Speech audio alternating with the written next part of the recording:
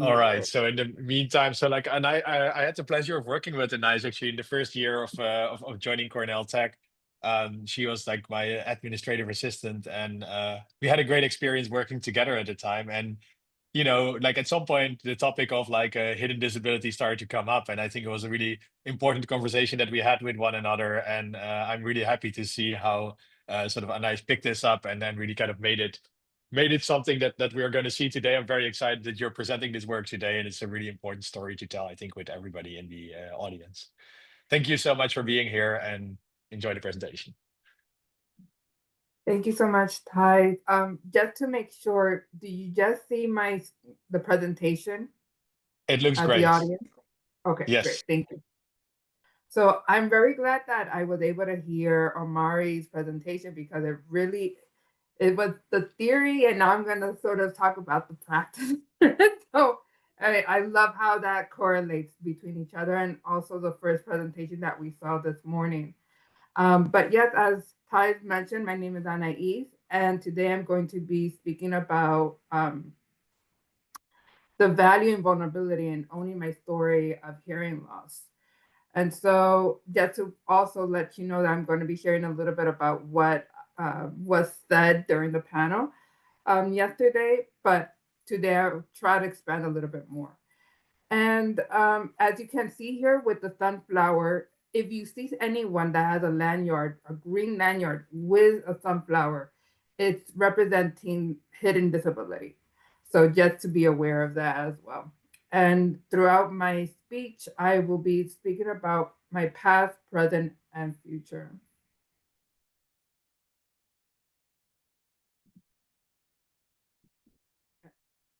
So Marion Ross once said, hearing loss very often is a gradual phenomenon that the person is in denial. You really have to be patient with them in getting them to come forward to get help. And that was my experience for many years. So the reality of hearing loss, I want to give you a little bit of an example of what it might feel for someone. Every experience is different, every background is different, but this is an experience that a person with hearing loss may experience. So have you ever felt like you're neither fully here or fully there? Have you ever tried to listen to friends underwater at the beach? Have you ever heard your mom talk to you while a car is honking? Have you ever heard an old fan for hours long? So these are some examples of either words being blocked out, where the person with hearing loss, in my example, you would have to grab the certain words in order to make a sentence and try to use your analytical skills to make sense of what's being said to you. And then for the old fan for hours long is tinnitus, which is a ringing sound that is 24/7 while you're up, while you're awake. And so you're battling between that sound and what the person is telling you. So a little bit of statistics. Hearing loss in the US, 1 in 7 people in the US has hearing loss. Fewer than 1 in 5 people uses hearing aids. It's anyone from an infant to an older person can have hearing loss. And when a child has hearing loss, even a mild hearing loss can cause students to miss up to 50% of class discussions. Common consequences of untreated hearing loss is depression, social isolation, and falls. So as I mentioned, I was born with hearing loss, 50% hearing loss.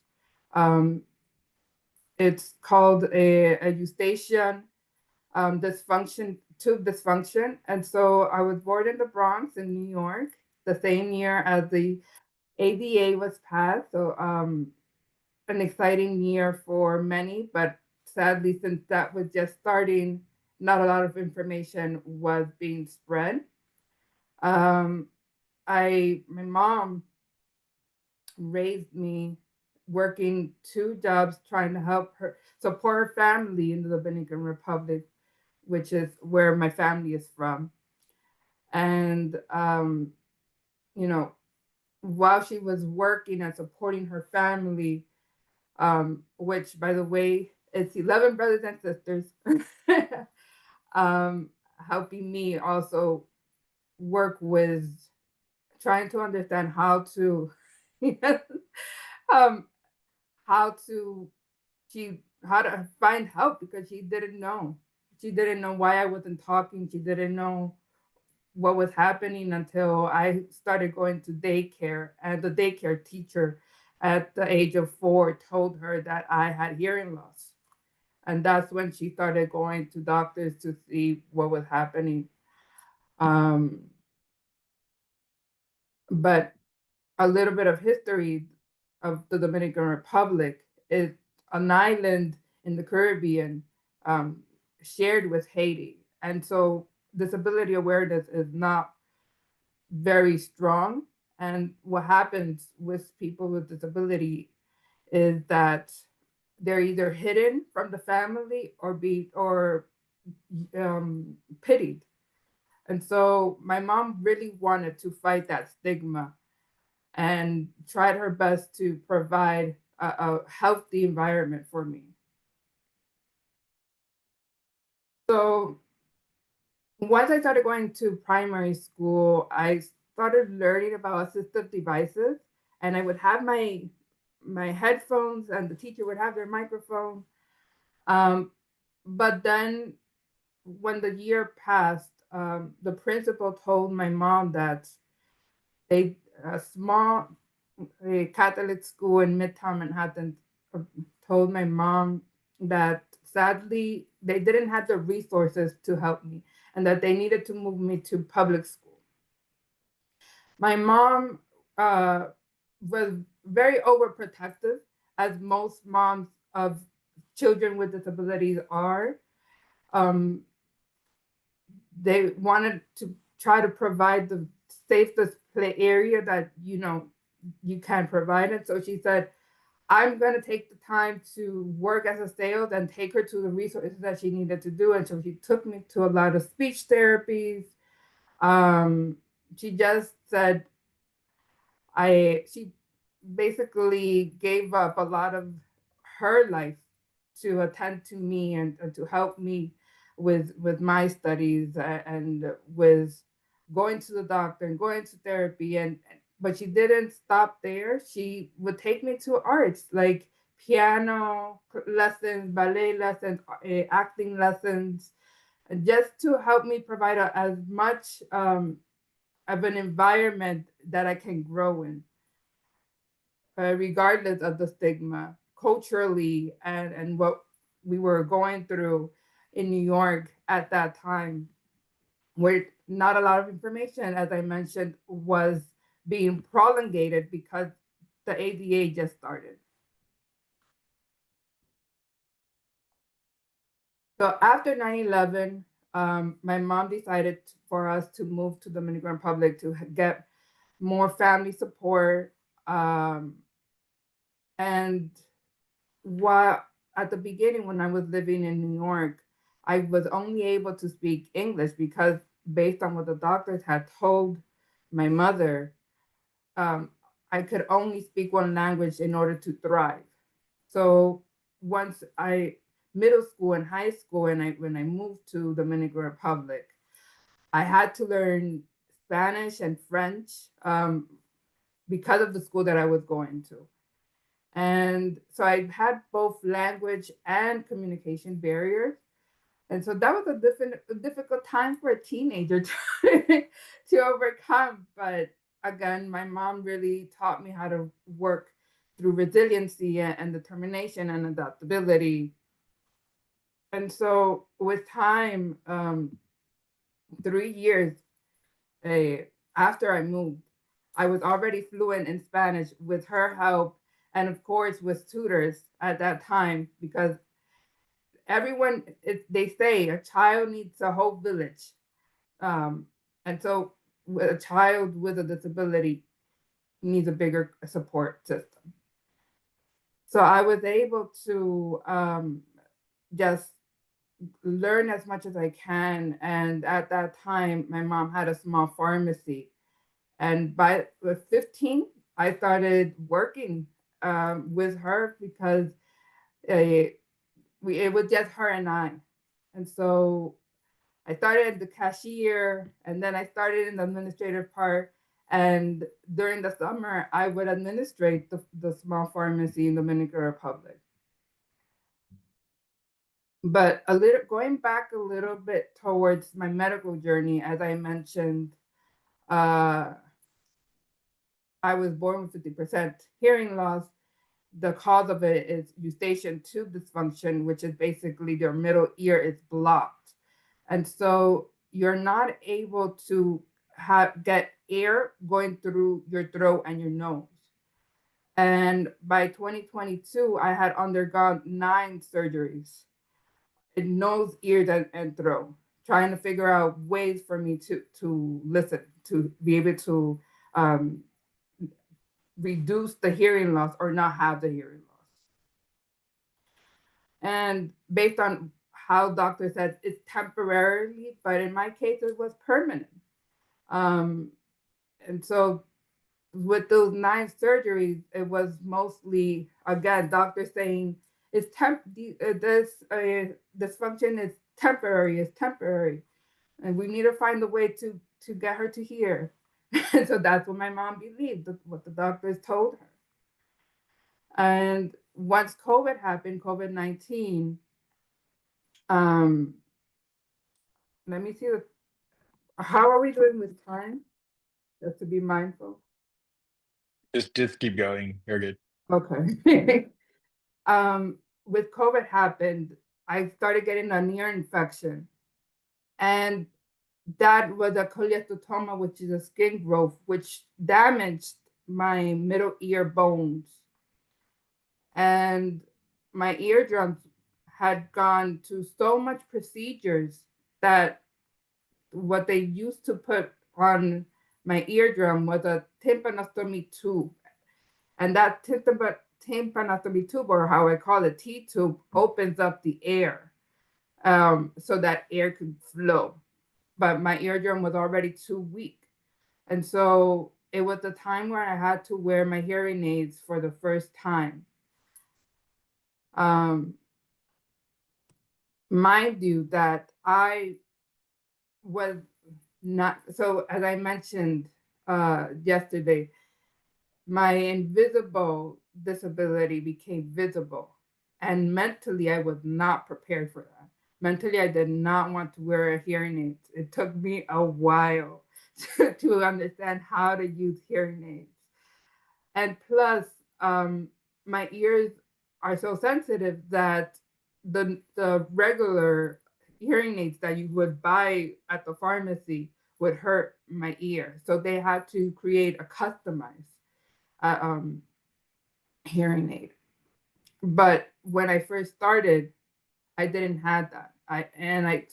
So mentally I wasn't prepared to use it, and physically the hearing aids hurt in my ear, so I couldn't.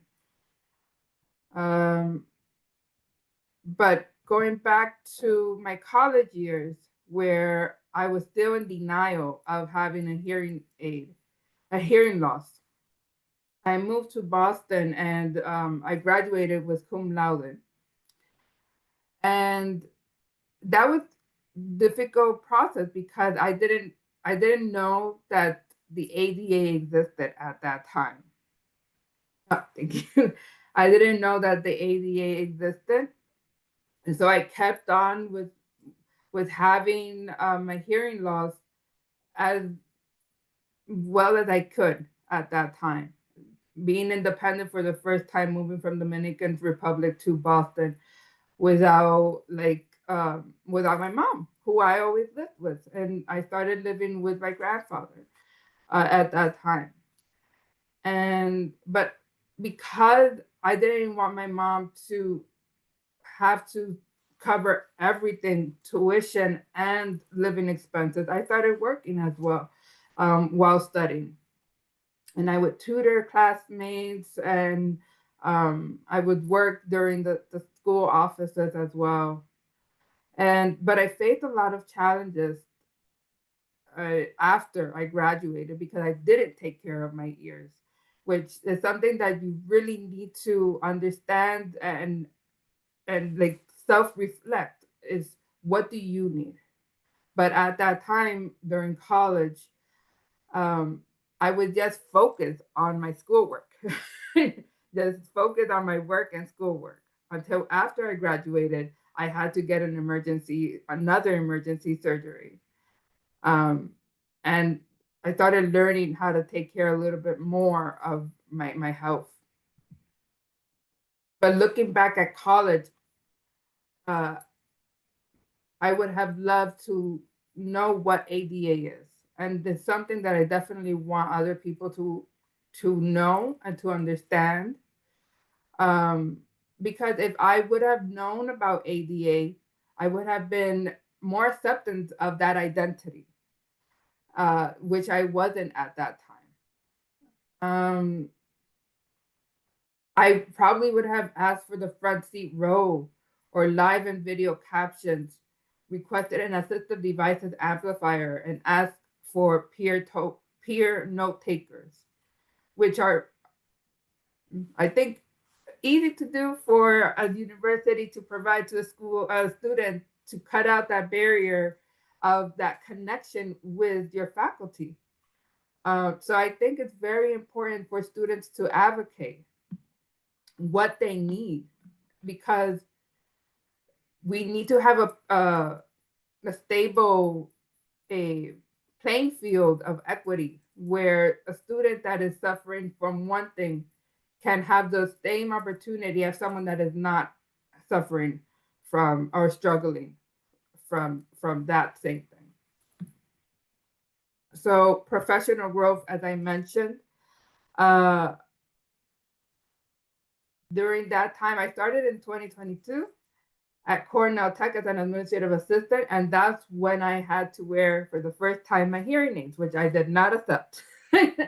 I couldn't at that time. Mentally, I was just um, in denial, and I try to hid it because of fear and shame, and that created a lot of misunderstanding, a lot of misconnection, and just I was able to do my work, but in a personal aspect, I wasn't able to connect to many people. Um, Except for the couple of people that I would tell because I wanted to be in my head efficient. In my head, I wanted to be able to communicate with the people that I support. And for that, I needed to disclose that I had a hearing loss. Um, but then something happened where I am extremely happy about the staff and belonging at a staff engagement and belonging committee because that allowed there was an opportunity for me to understand identity in a way that uh, through a Riva art gallery at Roosevelt Island. And that was really, really empowering. And so there was a lot of arts on just being vulnerable and showing who you are. And that was the moment that I said, this is me. I'm gonna share it with the world. I'm gonna be proud of it. And so I shared it instead of hiding who I was. I shared it with the community, and I was able to connect with my team, with connect with in the personal aspect with other people, and that's how I actually learned that there's other people that suffer from it. As we learned, there's one in four people that has some sort of disability, but we just don't talk about it. And so if we don't talk about it, we can't connect. Right now, I'm able to tell my colleagues, I need you to speak with me face to face, facing me. I need to read your lips. Um, Let me ask them to be patient, to provide video captions and live captions at the conference. And I decorated my hearing aids, and I got bracelets that helps me understand who I am. Um, and this one that says silver and gray, silver and gold is hearing a disorder. And this one, as Kenneth was mentioning about grace, being able to not only have grace with others, but have grace with yourself. and uh, and so, as I mentioned, oh, so for the first time, I learned about America ADA with my team leader and Office of Civil Rights, who came to talk about those accommodations. I think I'm almost up, so I'm just gonna try to wrap it up. But with and I started volunteering with the Hearing Loss Association of America and Walk for Hearing. And this documentary, We Hear You, really opened my eyes to understand how other people live with hearing loss, because at that time I thought I was the only one. And then I learned that there was 48 million people in the US with hearing loss. And earlier I mentioned how you don't feel fully here and fully there, because I thought if I had hearing loss, I should be speaking sign language. But this video taught me that only 2 million people speak American Sign Language. And it made me think, oh, I'm not alone. There's 46 million other people that don't speak ASL. And so being able to just connect, open up, connect, you get to learn more and be able to just be proud of who you are and your identity, and knowing that uh, that identity is intersectional as well, which we talk a little bit about here. And so I gonna key supporters just really quickly: my team leader Gisela, Scott, Thais, Alfred, my admin support team. Um, Without this group of people, I wouldn't have been able to just feel proud and let people know who I am and be authentic and genuine. More, I feel like, because I'm not hiding. I'm just showing who I am. And to close, a I learned how living with hearing loss means embracing who you are, advocating for yourself and for others, and how growth comes from vulnerability and self-acceptance. Thank you.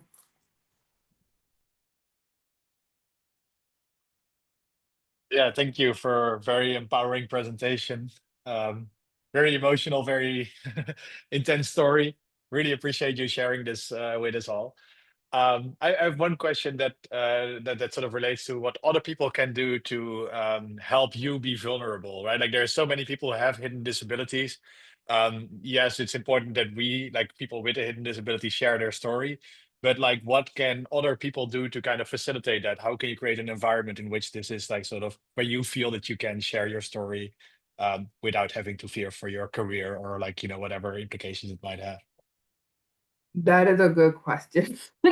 Because especially with hidden disability, you really don't want, you have the fear of either being discriminated or stigmatized, and people thinking that you can't do the work that you can do. Um, Give me 1 second.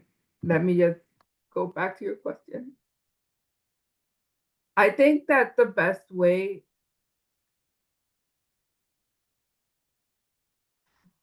I think, as I mentioned, the space, having the space really helps. Having these the staff engagement and belonging activities and events that allows people from other community, because the art gallery that I went to was on GLBT community and how open they are, of who they are, and they were just like, so going to and that motivated me to be open. And so learning about different communities, different identities, different just normalizing these conversations about disability really helps other people want to open up. And I feel that this event has allowed that to happen. I've spoken with other people that had disability and told this is my experience. And so again, having more about these events allows other people to feel safe to disclose their identity, and also to learn from each other. Yeah, I think that that's a really important message, and I hope that we can all kind of like continue to, facilitate those type of environments. It's interesting actually that you mentioned the LGBTQ community, because like I happen to like what two sources of enormous inspiration in my life have been my brothers, who are both sort of like in that community as well, who kind of struggled with their own identity, came out and kind of made a big sort of scene around that. And it's like, oh, that's actually really good because it made their life so much better and more rich. So like I really like the cross pollination of sort of different communities and how we communicate identity. Wonderful presentation. Thank you so much. If there are more questions, feel free to continue to feed them into the Q&A and into the chat. And we're going to move